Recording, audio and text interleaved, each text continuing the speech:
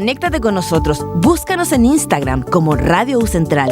Revive tus programas favoritos en nuestro canal de YouTube y visita nuestro sitio web radio.ucentral.cl.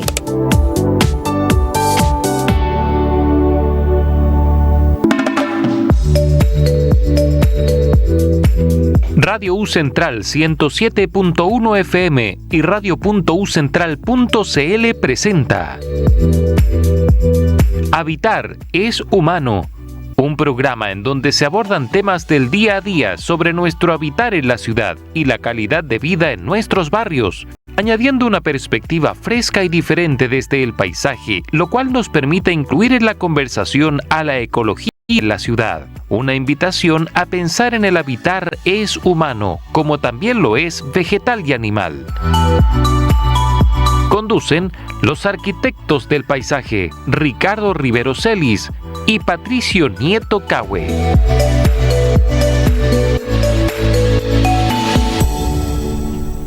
Hola, muy buenas tardes a todos. Estamos ya acá a las 2:01 en Radio U Central 107.1 FM para todos los vecinos acá del Parque Almagro y sectores del sector histórico de Santiago, y también a través de radio.ucentral.cl, donde nos podrán ver a mí y a mi invitada de hoy día, que la presentaremos en unos segundos, para que tengan una experiencia distinta, más moderna de lo que viene siendo la radio hoy en día, donde nos tenemos que vestir bien para poder salir, no solamente a hablar bonito.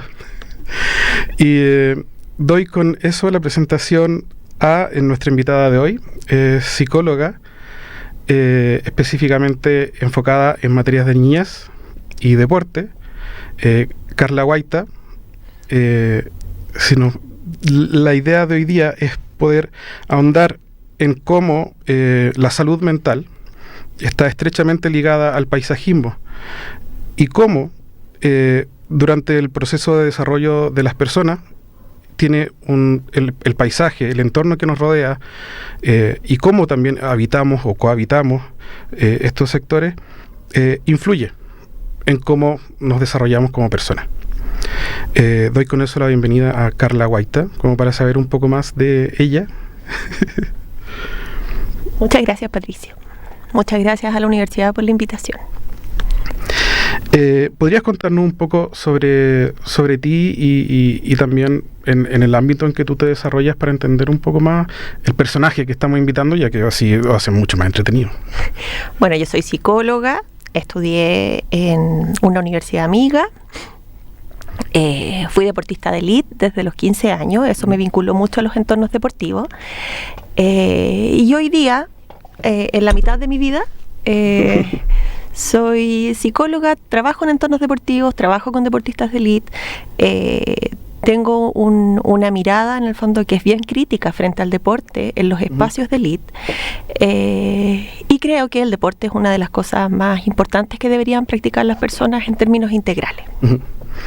Además de el trabajo en deporte, tengo entendido que estás desarrollado también en temas de niñez. Sí.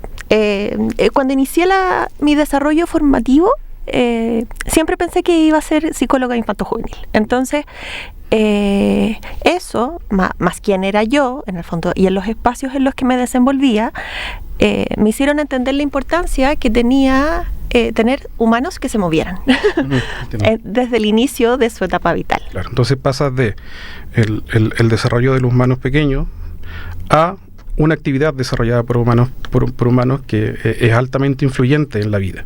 Y que determinó a través de su historia vital quiénes eran, que los invitó a hacer una mejor versión. Y acá vengo yo a tratar de unir esto. En el momento del desarrollo del paisajismo o de un proyecto de paisaje, de arquitectura del paisaje, nos encontramos con ciertas necesidades que son muchas veces pedidas por los vecinos, por la comunidad, o que nosotros proponemos, como son espacios de áreas verdes, espacios de juego, canchas de fútbol, y muchas veces yo decía, ¿por qué voy a poner una cancha de fútbol en un sector que perfectamente podría tener muchas especies de animales y pajaritos y bichitos? Cosa que estoy entendiendo que no a todo el mundo le agrada mucho, Pero he comprendido que tienen un valor importante dentro del desarrollo de la vida. O sea, yo creo que hay que buscar la capacidad desde los humanos pensantes que entendemos y que habitamos esos espacios, tener la mayor sinergia posible entre lo que involucra hacer actividad física deportiva, pero habitar también espacios que sean espacios lindos, espacios en el fondo constructivos en términos de biodiversidad, espacios en el fondo que reconforten. Un buen espacio deportivo es un espacio deportivo que tiene y que considera lugares para reflexionar, lugares para descansar, porque la tierra también nutre. Y en ese entorno, claro, nosotros podemos decir nos vemos beneficiados por las áreas verdes. Pero ¿desde qué punto? ¿Cómo podemos entender el cómo nos vemos beneficiados? ¿Es a través solamente de que existe este lugar que nos vemos beneficiados? ¿Es a través de la actividad que realizamos en él? ¿Es un tema ya químico o simbólico? ¿Cómo podrías explicarme a mí de alguna manera de qué manera el uso de o la presencia de este espacio verde es como que me ayuda? Yo creo que son todas las anteriores. En algún nivel, contar con espacios verdes y con áreas en el fondo que permiten vincularse con la tierra desde el disfrute, ya sea desde el disfrute haciendo angelitos en el pasto o el disfrute revisando los chanchitos que están en esos espacios. Pero también tener espacios verdes para poder recrearse en términos deportivos, en el fondo. Tener, jugar con la pelota, y no tan solo, ahí no hablo solo del fútbol, hablo también de jugar vóley, de jugar al alto, de correr en el espacio verde. Tiene implicancias en todo nivel como humano. O sea, tiene implicancias por una parte a nivel motor. Mejora, en el fondo, elementos posturales, se mejora. Hoy día hay una serie de evidencia internacional que es súper sólida frente al impacto de la práctica de actividad física y deporte en las personas. La OMS es lapidaria al respecto. O sea, hoy día la OMS no dice, muévase. Hoy día dice, no se quede quieto. No puede quedarse quieto. Y cuando hablamos de infancia, en el fondo, la recomendación es 60 minutos de actividad física al día.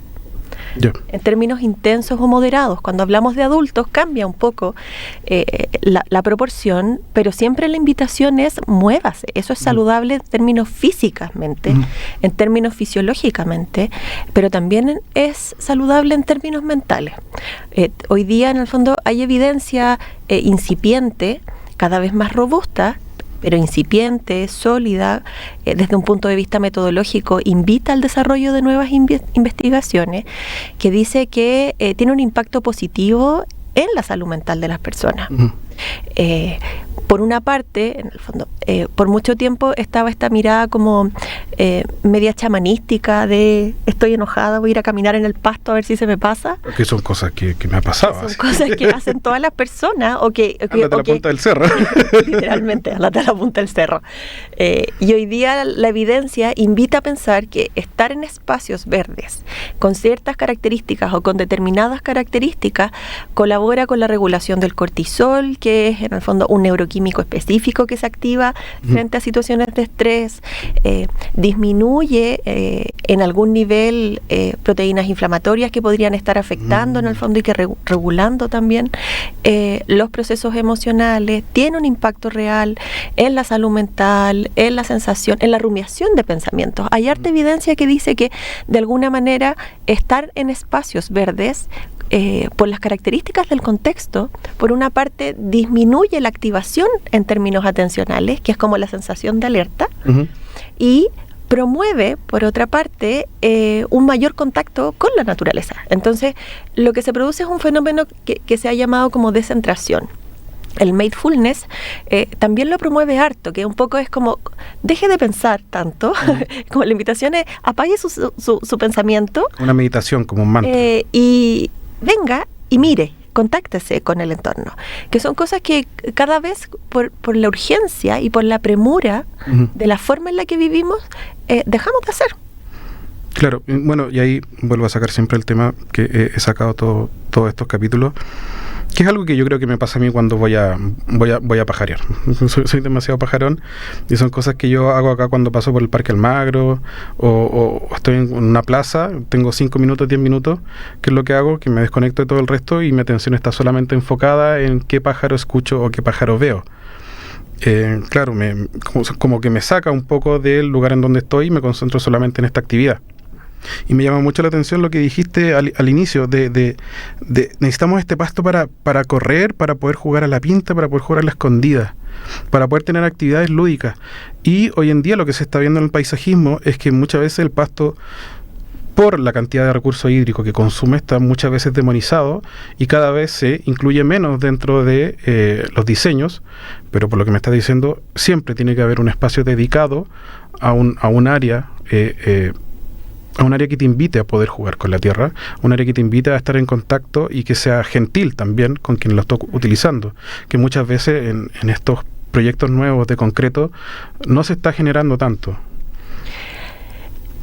Bueno, sí, yo dije pasto porque es como lo no, sí, pero es que el inconsciente colectivo que tenemos en nuestra cabeza, sí, de un parque, pasto. De un parque. Sí. Parque es sinónimo de pasto y de pero tiene un sentido completamente y se responde por eso. Porque es necesario. Es necesario. De alguna manera, la terapia forestal, que es como se le ha llamado en el fondo al desarrollo teórico de todo esto de vincularse con los árboles, salir a caminar, pasear en los bosques, contactarse en el fondo con los bosques, tiene evidencia que va en la línea de podemos hacer distintas cosas. Si usted ha pasado por una situación de estrés o de alta carga emocional, lo invitamos a que medite en el pasto o medite en este espacio verde. Si usted 20 minutos y quede relativamente como bien, estar en esta situación de contacto, en el fondo, con la tierra, con todos estos aceites esenciales, volátiles que andan en esos espacios también, va a colaborar a que usted se autorregule. Pueda en el fondo bajar un poco las revoluciones, contactarse consigo mismo, que es un poco lo que está detrás del mindfulness. Pero por otra parte, si usted está deprimido, necesita una intervención con otras características. Venga a pasear al parque, disfrute, vincúlese con los árboles, vincúlese con los animalitos, apague un poco esta rumiación constante de pensamiento, que es algo cuando tú hablas de rumiación constante, ¿a qué te refieres? Son cuando nosotros, todas las personas tenemos en el fondo, en función de quiénes somos y cómo hemos aprendido a relacionarnos con otras personas, tenemos distintas formas de enfrentar el mundo. Y hay personas en el fondo que son muy buenas para pensar.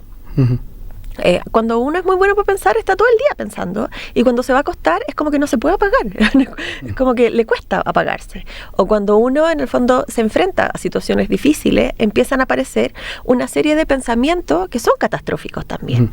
Me voy a morir, se van a morir las personas que quiero, me van a asaltar, y un poco hoy día cuando nosotros hablamos en términos, y esto sin ningún afán político, cuando nosotros hablamos en el fondo y vivimos o habitamos un mundo que nos dice que está en crisis de guerra, en crisis económica, en crisis social, en crisis cultural, lo que a mí me queda registrado es que hay una crisis.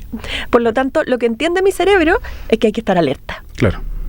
Y habito un espacio en el que estoy alerta. Cuando veo las noticias y todo lo que veo en las noticias son robos o asaltos o portonazos, también me predispongo frente a ese tipo de situaciones. Entonces, el mensaje y en el que está mi cerebro constante es que hay una situación de alerta a la que yo tengo que tener la capacidad de enfrentar. Entonces, voy caminando en la calle, alguien me toca la bocina, alguien sale y se enoja conmigo, entonces yo me enojo de vuelta porque también estoy en una situación de alerta permanente. El parque y los pastos o entender en el fondo estos espacios verdes me saca de ahí. Me dice, momento. Y cuando este parque ha sido construido con ciertas características, también eso impacta positivamente en la forma en la que yo me autorregula de distinta manera. O sea, si yo he sido víctima de una situación de estrés y lo que predomina es la presencia de incertidumbre frente a todo, y habito un parque que tiene características abiertas, en donde yo siempre estoy mirando con qué me voy a encontrar de una manera no amenazante. O dónde escapar. O de dónde alguien podría saltar detrás de un arbusto para asustarme. también invita a que yo diga, este es un espacio de paz, este es un espacio en el que yo efectivamente no corro peligro. Claro, y un espacio que también está siendo habitado por personas, que está siendo utilizado. Y que van a estar en sintonía con eso también. Mira, me llamó mucho la atención cuando mencionaste el tema del contexto general de crisis que se cree que estamos viviendo, y que tiene algo de verdad, o si no, no se mencionaría. Más que nada por el tema de que me he topado harto durante talleres que me ha tocado con niñeces de la ansiedad climática. Y no te voy a llevar completamente para ese sector, sino como para poder compartir desde lo que yo lo he podido ver, que muchas veces se nos ha pedido como realizar talleres enfocados en niñeces que tratan de alguna manera poder involucrarlos con el medio ambiente, y la forma en que lo hacen es desde se están derritiendo los casquetes polares. Claro, y ¿cómo le enseño a un niño? ¿De qué le sirve a un niño pequeño sentir ansiedad de que se está acabando el mundo o que no tiene futuro medioambientalmente, si es que no puede hacer nada al respecto desde su postura? Y ahí como poder trasladar esa inacción al parque, o a un huerto, a una acción en la tierra, a algo terrenal, que también te muestre una realidad cercana en donde no se está acabando el mundo, y hay posibilidad de mejorar las cosas también, y que están a tu poder. Es que tiene que ver también cómo yo entiendo el mundo. El mundo, en general las infancias entienden el mundo a partir de quiénes eran sus papás, lo que hicimos o lo que no hicimos, cómo nos vinculamos o cómo no nos vinculamos, fundamentalmente. Pobres padres, siempre tienen la culpa. Lo que pasa es que, bueno, ya vamos a hablar de los referentes significativos. Me parece que tienes un punto, entonces vamos a hablar cómo nuestros referentes significativos, que podrían ser los padres, los abuelitos, las tías, las madrinas, nos ayudan a entender el mundo. Entonces ahí hay un elemento que es central, es que hay que conocer otras miradas, y ahí también los parques son espacios de construcción, son espacios para conocer a alguien que podría tener intereses similares a los míos, pero que no necesariamente, y eso no necesariamente son contradictorios o son contrapuestos a lo que yo aprendí en mi vida, pero que sí me podrían mostrar una perspectiva completamente distinta. Y ahí el parque, la música, el deporte tienen efectivamente algo que decir. Entregar experiencias gratificantes también. Cuando las personas se deprimen o han pasado por situaciones difíciles a través de su vida, un poco lo que ocurre es que el cerebro queda formateado en ser muy bueno evaluando lo difícil. Entonces, después como que le cuesta detectar lo bueno con respecto a lo difícil. Interesante. Y ahí un poco lo que ocurre, yo solo como para terminar la idea, lo que se ha logrado observar es que estar en espacios verdes, digo espacios verdes porque es una mirada como integral. Sí. Plantitas, árboles maduros, árboles nuevos. Un poco lo que hace o a lo que invita es que cuando se han hecho algunos estudios o casos clínicos, se han revisado casos, en el fondo estudios controlados, y se han sometido a escáner al cerebro, se ve que también estar y habitar en esos espacios inhibe el funcionamiento neuroquímico en zonas muy específicas del cerebro, que lo que hacen es ayudarte a codificar lo que está pasando. Entonces, inhibe una respuesta automática, aprendida, y dice, momento, si puede que esto no se acabe, habitemos este espacio. Y sobre este espacio, veamos si hay algo que efectivamente te podría maravillar, te podría asombrar, claro, te podría generar dopamina, como en la línea neuroquímica, y eso es bueno. Claro, que se está oponiendo este lugar de calma a la visión imaginaria que uno tiene de caos. Entonces se está contraponiendo, ¿no? Exacto. No cuaja.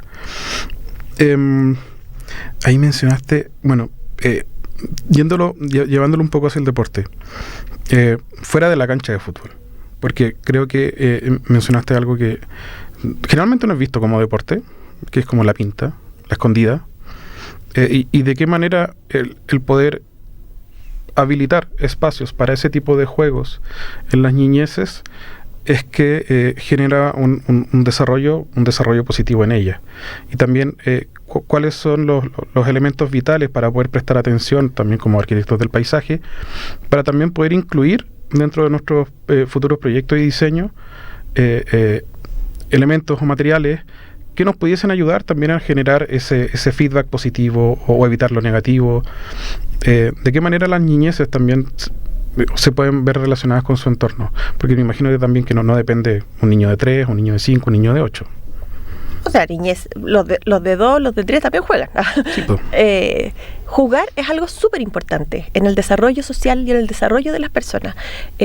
La existencia de un cuidador virtual, como es el teléfono celular y como en el fondo, por un periodo importante... Que ahora tiene la inteligencia artificial y efectivamente un cuidador virtual. Desde el desconocimiento, desde las ganas, desde la libertad que se sintió también el ejercicio de la parentalidad, y reducíamos la enseñanza primaria a un celular y le decíamos, tenlo un ratito, por la vida, por el estilo de vida en el fondo que hemos emprendido todas las personas o un porcentaje importante de las personas.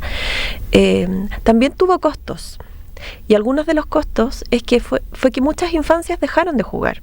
Y el juego se convirtió, o el juego inestructurado, como correr o como jugar a la pinta o moverse, solo por el placer de moverse y solo por el placer de reírse, era algo que en realidad uno fue viendo cada vez menos.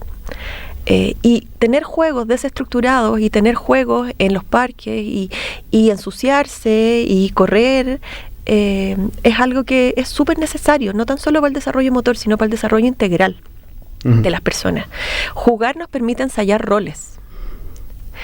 De manera... Así como ensayar roles. Ensayar roles. Cuando yo juego y juego la pinta o juego, uno es el que es la ley, otro es el que transgrede la ley porque se para y se va, claro. Otro en el fondo es el amigo porque lo salva en el camino. Claro, si yo te pillo, te pillaste y tienes que... Tienes que cumplir y enfrentarse a ciertas consecuencias. Pero también tiene que ver con compartir, con establecer lazo, con aprender lo que me gusta de los otros o lo que no me gusta de los otros. Y cuando yo construyo lugares y no entrego esos espacios, también limito eso. Y por eso en el fondo el deporte es un espacio que solo engrandece o potencia positivamente ese tipo de vínculo. Claro, que yo me acuerdo de gente que he conocido, deportistas, que es capaz de, no, yo hago deporte y además estudio una carrera y además trabajo y además hago esto. Y digo, ¿cómo hacen todo eso al mismo tiempo? Esa es una consecuencia no deseada del alto rendimiento. Y que, a ver, el deporte, y pasa lo mismo con la música, o con el arte de alguna manera, al tener que aprender a compatibilizar dos mundos que son complementarios, pero que no están diseñados para ser vividos al mismo tiempo. Entonces, un poco lo que aprenden a hacer los deportistas de élite de manera muy temprana es a compartimentar y hacer un uso muy eficiente del tiempo.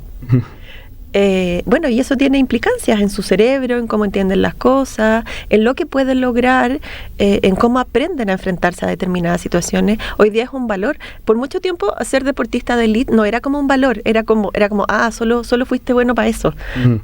Pero la realidad es que hoy día en las grandes empresas, si uno logra decir, no, yo fui deportista de élite y me demoré 8 años en sacar la carrera, no porque hubiese sido flojo, sino porque en realidad andaba tratando de ser campeón del mundo y entrenaba 20 horas a la semana.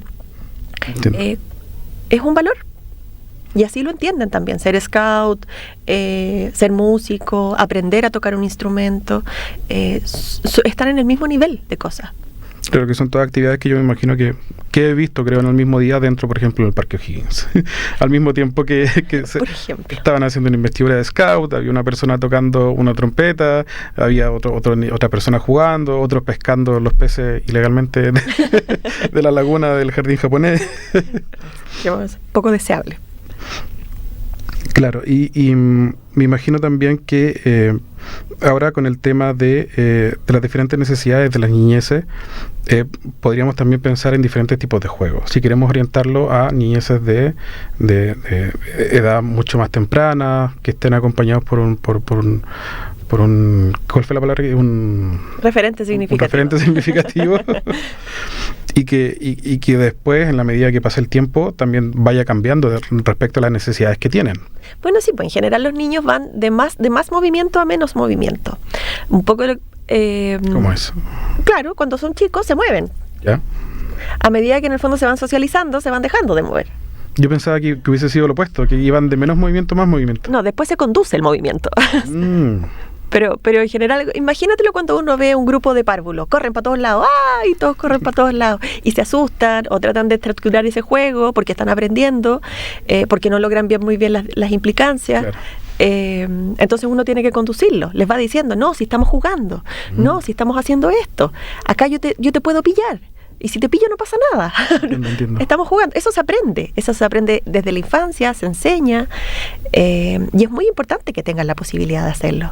Entonces uno debería tener en un espacio urbano que va a ser habitado, uno debería tener la posibilidad de hacer juegos normativos o juegos en el fondo estructurados, pero también debería tener la capacidad de hacer un juego no estructurado.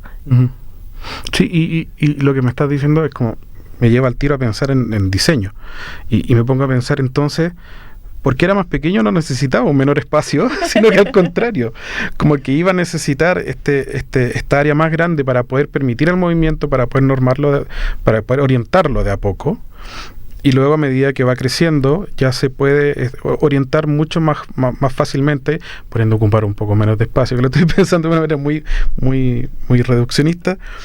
Y poder poner un juego mucho más allá, su columpio.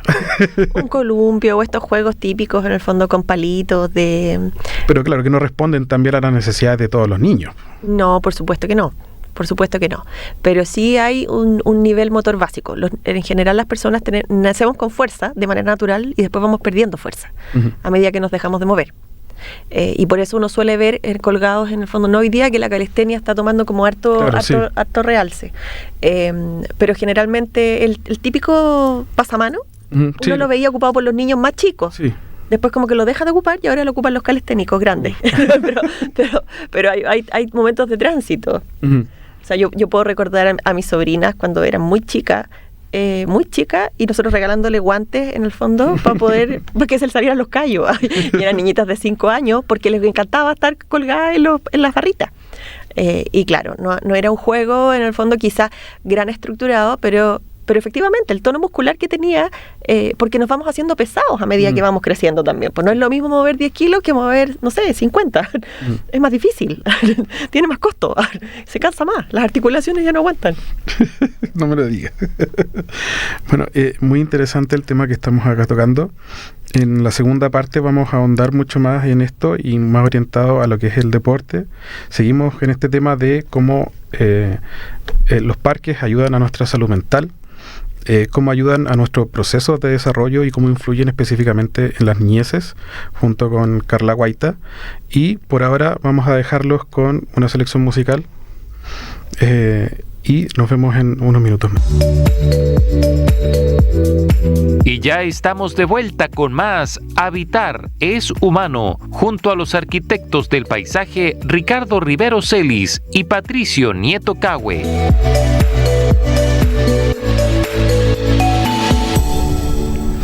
Buenas de vuelta. Ya estamos aquí nuevamente en Radio U Central 107.1 y recordarles nuevamente que nos pueden ver en vivo a través de la transmisión web en radio.ucentral.cl. Nos encontramos en la primera sección del programa hablando junto con Carla Guaita, psicóloga especialista en deporte, en infancia, sobre cómo la área verde es de tanta importancia para el desarrollo de las personas. Y ahora habíamos visto el desarrollo de las primeras infancias, como los niños pequeños iban de más espacio a menos espacio, como iban aprendiendo a controlar su cuerpo y el entorno en donde ellos estaban, lo cual me sorprendió mucho. Yo pensaría que hubiese sido al contrario, siendo que eran más chiquititos. Y nos gustaría pasar a una siguiente etapa, a la etapa de la adolescencia, donde adolece este adolescente adolece cosas, lóbrego, contestatario.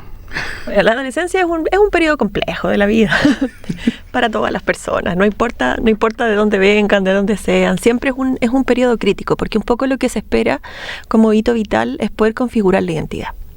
Y la configuración de la identidad tiene algunos requisitos. No quiero parecerme a mis papás, pero en realidad sí quiero. En el caso que hayamos tenido figuras parentales que efectivamente lograron cumplir con ciertos hitos vitales, es mucho mejor.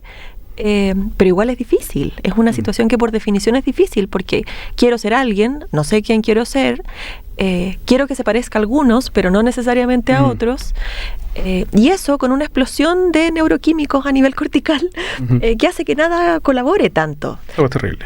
Entonces es un periodo complejo. Y mencionaste la palabra identidad, y ahí yo la vinculo directamente a una palabra que en la arquitectura del paisaje nosotros tratamos de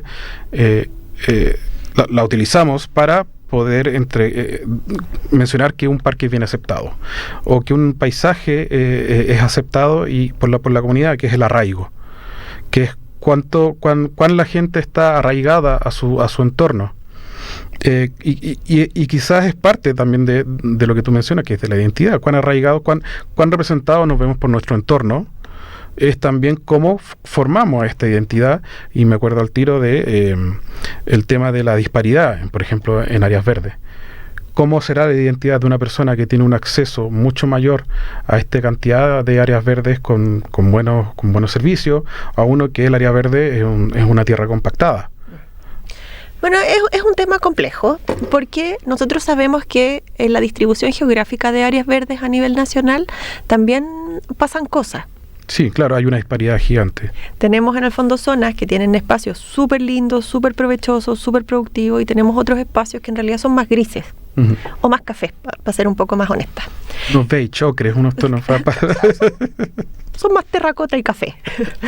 y ahí un poco lo que nos pasa es que, y podemos juntarlo también con la salud mental, o sea, culturalmente nosotros hemos visto este último periodo cómo tenemos crisis de salud mental. Se habla en el fondo a nivel mundial del impacto de la depresión, de que efectivamente cómo todas nuestras personas en distintos momentos de las etapas vitales se están deprimiendo más, están más ansiosos, y eso tiene distintos niveles de explicaciones. O sea, estamos mucho más expuestos, por lo tanto esta situación o este estado de alerta permanente en momentos críticos de la vida, como la adolescencia, como la vejez, como la cuarta, tercera, ya hay como 5 vejeces más,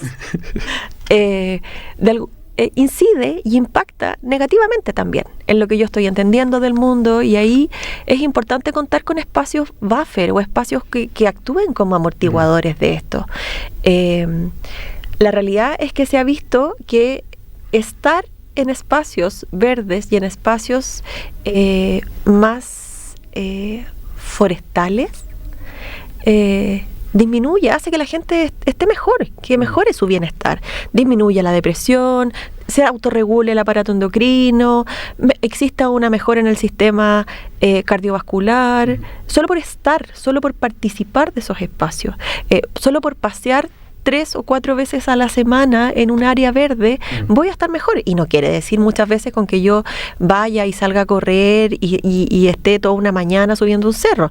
O sea, pero si yo tengo la capacidad de estar 20 minutos y ir a comprar el pan caminando por un espacio verde, un parque central, un parque en el fondo que tenga características un poco más amistosas y amigables, en donde permita una reducción de estímulos y una focalización en estímulos mucho más significativa, porque mi preocupación fundamentalmente va a ser poner un pie delante del otro y ir viendo cómo va cambiando los árboles, cómo va cambiando la foresta, cómo va mutando el entorno a partir de las estaciones del año.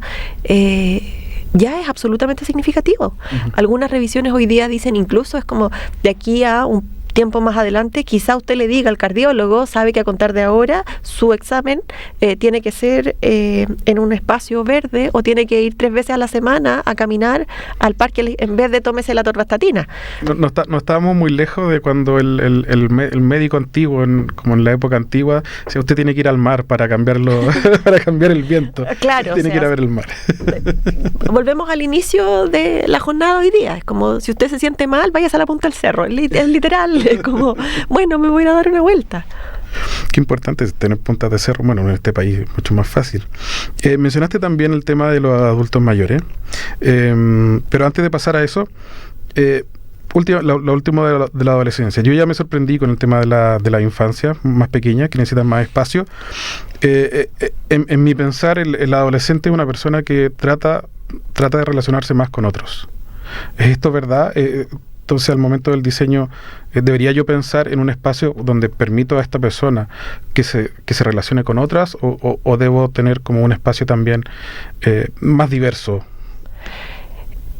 La teoría nos dice que en la adolescencia lo que uno se define y se construye a partir de los pares. Por lo tanto, tener espacios para compartir con mis iguales es un elemento que es central y que no debería ser perdido. Yo debería tener la capacidad de tener un espacio que me permitiera correr desatadamente, pero al mismo tiempo poder reunirme con otros.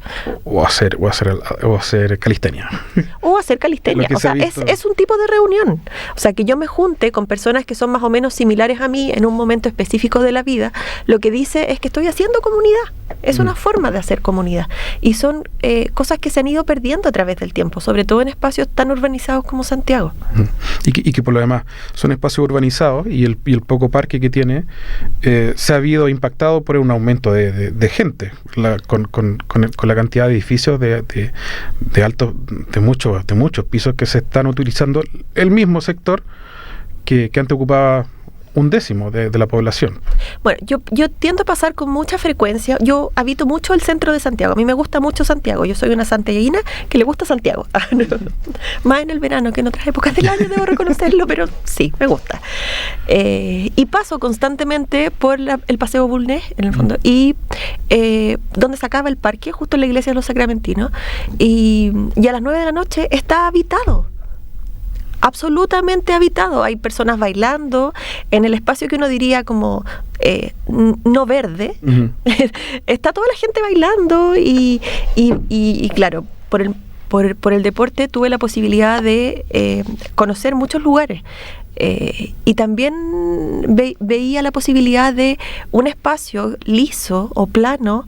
También se ocupa para bailar, se ocupa para hacer patinaje acá para patinar, se ocupa, en el fondo hay distintos usos que uno le puede dar, pero tiene que estar pensado en esos también. Claro. Bueno, un tema de otro capítulo, que fue el tema de la ciclovía, que nuevamente que necesaria sería una ciclovía. Bueno. Pero bueno, ahí pasamos al tema ya que te había mencionado antes, que es el tema de la adultez, del adulto mayor, que generalmente mi primera idea es, por favor, que el abuelito no se caiga. ¿Es verdad eso? Sí. Pero ocurre también que el abuelito no se caiga es en un contexto en donde han perdido movilidad. Ya. Si yo dejo de hacer cosas, mis músculos también se atrofian. La semana pasada me parece que en el fondo en un reportaje, yo veo muy poquito noticias así como, no sé, la hora de las noticias, pero justo coincidió que había un reportaje de abuelitos que hacían CrossFit. Una empresa X lo que hizo fue una promoción, entonces le decía trato papá. Entonces los hijos, en el fondo que practicaban CrossFit, llevaban a sus papás, y los papás tenían una promoción especial en donde pagaban 1/3 de lo que pagaba el adulto. Entonces hay determinadas horas, población de tercera o de cuarta edad, en el fondo, que deja de tener movilidad porque el momento de la vida, en el fondo, va con esa lógica, o que lo invita a ver televisión y estar todo el día viendo televisión. Bueno, el mejor de los escenarios salen a regar el pastito algunas veces, y empezaron a tener mejora en todos los marcadores biológicos de la etapa vital. Empezaron a tener mejora en la regulación del azúcar para la diabetes, en el aparato circulatorio, en el tono muscular. Se vuelven más activos porque además empiezan a generar dopamina y una serie de endorfinas que son complementarias a la práctica de actividad física, y sin ir más lejos, en el fondo se empiezan a mover. Entonces hoy día, incluso para el manejo del Alzheimer, hay una serie de evidencia que apunta a que los abuelitos los hacen bailar, y disminuye, retrasa, fortalece la neurogénesis, que es algo muy importante y que por mucho tiempo se pensó que cumplido los 18 ya estaba. Por mucho tiempo se pensó que a los 18 ya teníamos todo nuestro potencial biológico en términos neuronales codificado. Ya no hacíamos más neuronas. Yeah. Bueno, hoy día sabemos que eso no es así. Hay áreas específicas de la corteza frontal, en el fondo, y de distintas partes del cerebro que construyen neuronas durante toda la vida. Que por lo demás, si no son estimuladas mediante este tipo de actividades, Dejan de trabajar. ¿Y para qué vamos a mantener lo que no trabaja? O sea, fundamentalmente, cuando yo enervo músculos y genero musculatura, estoy haciendo que trabajen mis músculos, que haya una neurogénesis real. Por supuesto, no va a estar sujeta a periodos críticos del desarrollo, y lo que ya no se hizo para atrás probablemente es muy difícil que vuelva a construirse, pero eso no significa que yo deje de hacer neurona. Interesantísimo. Entonces ya estamos generando un parque más amplio para los niños pequeños, donde permitamos que los adolescentes sean capaces de juntarse con sus pares, puedan descubrir y también sean capaces de formar su identidad, y también parques que permitan que adultos mayores sean capaces de poder realizar actividad física. Exacto. Cosa que claro, quizás dista un poco de los indicadores de hoy en día. Claro. Pero y ahí quería preguntarte, volver un poco sobre el tema de la adolescencia. ¿Por qué? Estamos junto acá en el Parque Almagro, y muchas veces pasa el tema de los carretes masivos que se hacen. Y claro, ¿eso respondería a un tema de la adolescencia entonces? Claro, lo que pasa es que carrete masivo es muchas personas reuniéndose, tomando alcohol de manera desatada, fumando algún neuroestimulante de manera desatada, en un espacio que es verde. Entonces, son varias problemáticas en una. Chile tiene una de las tasas más altas de consumo de alcohol a nivel mundial. Nos pasa lo mismo con la salud mental. Cuando nosotros juntamos salud mental con consumo problemático de alcohol, o con consumo desregulado, ya seamos un poco más buenos.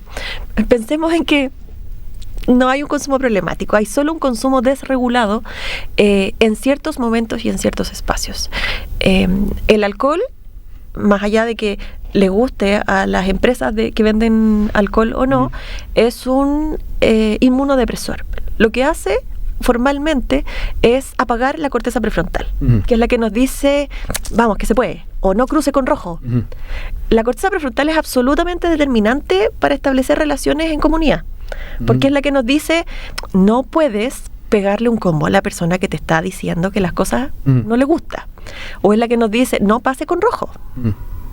Nos invita, en el fondo, a autorregularnos. Y lo que yo hago cuando consumo alcohol o consumo cualquier, en el fondo, estupefaciente, es que apago fundamentalmente el sistema nervioso central. Le digo, amigo, deja de funcionar. Entonces, sí, claro, es entretenido, es un desinhibidor, los primeros gramos. Porque después, efectivamente, ocurren cosas malas, porque no tengo la capacidad de funcionar con todas mis antenitas de vinil en óptimas condiciones. Entonces, claro, el problema es el carrete masivo, o es lo que entiendo yo por un carrete masivo. Porque el carrete masivo podría ser, no sé, yo hace mucho tiempo atrás venía a ver al Calenda Maya, que es un grupo en el fondo musical chileno de música histórica. Y se juntaba en el parque y todos nos reíamos y todos lo pasábamos bien, y uno no veía ese nivel de desate que probablemente es una consecuencia inmediata de tener un consumo de alcohol, o pareciera que me cuesta entender espacios de disfrute si no es fuera del si no es con consumo de alcohol, o si no es con un consumo excesivo de alcohol, porque no tiene que ver con que yo me tome un vaso de alcohol, es que me tengo que tomar hasta el agua del florero, claro, porque si no, no lo disfruto. Entiendo. Claro, y va de cómo se entiende también el carrete y por qué se ha limitado solamente a espacios de consumo de sustancias. Claro, pareciera que tengo que tomar alcohol para poder desinhibirme, para poder decir lo que pienso, porque si no, no puedo decir lo que pienso. O parece que tengo que tomar alcohol para poder, en el fondo, evadir. Fundamentalmente, el consumo de alcohol en un porcentaje no menor de las veces tiene que ver también porque es una estrategia de evitación del conflicto. Entonces, ¿cómo estamos construyéndonos? O sea, yo diría que la pregunta es otra. ¿Cómo nos estamos construyendo como personas que pareciera que para poder decir lo que pienso de manera desregulada, además, solo requiero consumir algún neuroestimulante que me apague, o porque no me enfrento, o porque ya bueno, con todo, sino para qué? Sí, y claro, me lleva Me hace pensar en que el parque orientado con esta cantidad de actividades que no son necesariamente un carrete desenfrenado, también te brinda otras oportunidades de también poder relacionarte y establecer relaciones con otras personas, no tener la necesidad de apagar tu corteza prefrontal para poder hacerlo. Por ejemplo. Y quería preguntarte algo. Un poco, si bien sigue un poco con el tema de la adolescencia, hoy en día se está hablando del tema de la adolescencia de los jóvenes de hoy día que tuvieron que pasar una buena cantidad de tiempo en pandemia durante parte importante de su vida, y ahora tienen que salir al mundo público, hacia la calle. Y ¿cómo poder hacer dialogar una persona que durante estos periodos vitales de su vida no tuvo un parque para poder salir a relacionarse con otras personas, o quizás presente algún tipo de dificultad en torno a las habilidades relacionales, y cómo también se podría ayudar a ese proceso? Con mucha compasión. O sea, a ver, yo creo que es importante entender que el mundo cambió después de la pandemia. O sea, la pandemia fundamentalmente nos dijo no haga nada porque se va a morir o se puede morir. El exterior se transformó como en... Y la amenaza, en el fondo, era todo lo que venía de afuera. Una edad media. el bosque están las brujas y los monstruos. Claro, tú sales de su casa, probablemente podría morir, y si no se cuida podría morir. Entonces el mensaje que se envió a todos, en todos los niveles posibles, al menos por 2 años sistemático, fue cuidado que se puede morir. Pero resulta que el encierro trajo inconvenientes en salud mental, la salida a los espacios trajo inconvenientes, porque la vida se volvió muy difícil. No podíamos salir, estaba todo restringido. Por supuesto, siempre están los emprendimientos varios que surgen en esos espacios, pero tener la capacidad de entender que también hay que salir y hay que educar, y hay que tener un ejercicio como colectivo en términos integrales de educación, que involucra desplazarnos y reconocer o reconectar con otras personas y también con otros espacios, es súper importante. Recordaba que había también un pase para personas con autismo en ese periodo, que era para que salieran a caminar. Claro, porque era muy difícil el espacio. Había un pase específico, y también muchos niños volvieron al colegio con certificado. Las psicólogas nos encargamos de dar certificado. Yo le digo, no, su hijo al colegio. O sea, a su hijo no le va a pasar nada, no le va a dar COVID, así que usted preocúpese de que efectivamente se lave bien las manos, y si le da COVID, el riesgo, a no ser que tuviese alguna preexistencia, alguna condición particular, pero lo perdemos si no va al colegio. Porque además el colegio es un espacio que reproduce dinámicas sociales también. Entonces, si yo tengo pocos espacios para educar desde el juego, educar desde la educación, voy delegando eso en otro. Un poco con la lógica de desplacemos la responsabilidad, no es mía, es de él. Y la responsabilidad es de todos. O sea, todos tenemos que tener un papel para hacer una mejor comunidad. Muchas veces he escuchado, pero te estoy pagando, ¿para qué estoy pagando? Hazte cargo. Sí, pero no, dice uno, como, sí, pero no. Y nos hace generaciones completas que estuvieron deprivadas de ciertos estímulos. Entonces, entenderse a sí mismo desde una mirada más compasiva, entender a los otros desde una mirada más compasiva, sin echar la máquina, o como dicen hoy día los jóvenes, sin echarle la pelada al tiro en 2 segundos, es súper importante. Porque eso me dice, ok, ya espérate un poco, corteza prefrontal, ya espérate un poco, ya. Sí, vamos, te invito, hagámoslo juntos, vamos al cerro, vamos al parque. No, es que no quiero, porque es más choro estar haciendo scrolling. Bueno, la realidad es que el scrolling está súper asociado a evitación del conflicto, está súper asociado a alteración en los procesos de sueño, está súper asociado, ni siquiera estamos pensando en cómo el algoritmo malévolo me lleva, ni siquiera en el contenido, me lleva al consumo problemático de la identidad patologizada, o a ver solo gatitos.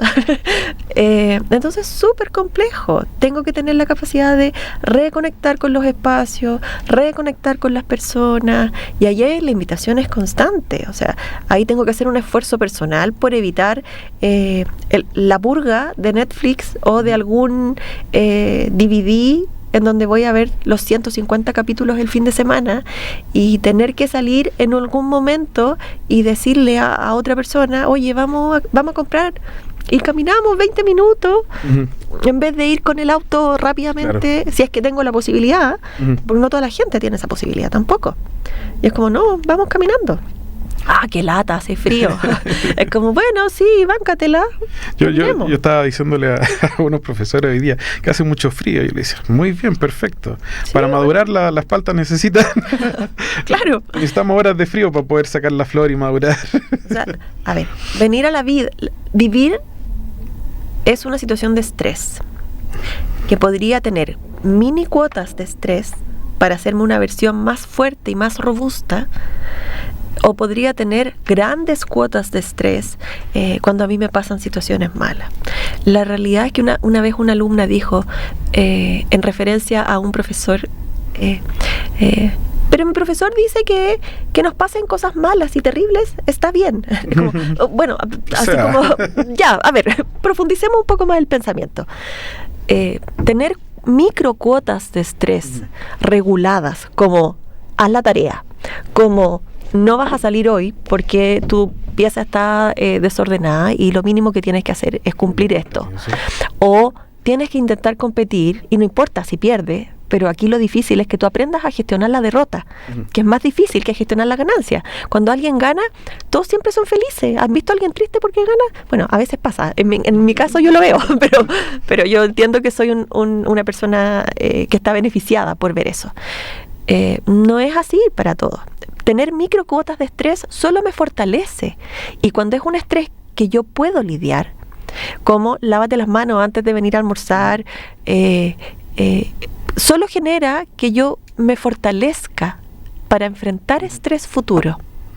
Me queda muy claro que un parque, mientras más diverso posible, mientras más sea capaz de atender estas diferentes necesidades en diferentes etapas de la vida, te permite también tener una comida mucho más sana.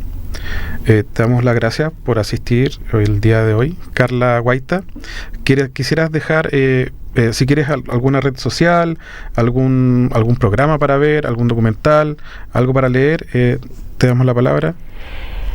Bueno, está mi perfil de LinkedIn, siempre me pueden contactar por ahí. Ponen Carla Guaita y les va a salir rápidamente mi formación profesional. Y hay un Instagram que es La Guaita, súper fácil, La Guaita, todo junto, La Guaita. Y ahí en el fondo puedo contactar, puedo ayudar. Estamos siempre hablando en el fondo de todas las implicancias o tratando de hacer algún reel que invite a la gente a moverse, que invite, ya ni siquiera a hacer deporte, a moverse, ¿no? Y que entienda las implicancias que podría tener el deporte en las personas, en las infancias y en la versión que somos de nosotros mismos. Muchas gracias. Quedan invitados todos a seguir a Carla Guaita o el Instagram La Guaita, Guaita. Y con esto nos despedimos con una canción y le mandamos muchos saludos. No, muchas gracias a ustedes. Hasta luego. Chao. En Radio U Central 107.1 FM y radio.ucentral.cl hemos presentado Habitar es humano, un programa en donde se abordan temas del día a día sobre nuestro habitar en la ciudad y la calidad de vida en nuestros barrios, junto a los arquitectos del paisaje, Ricardo Rivero Celis y Patricio Nieto Cahue.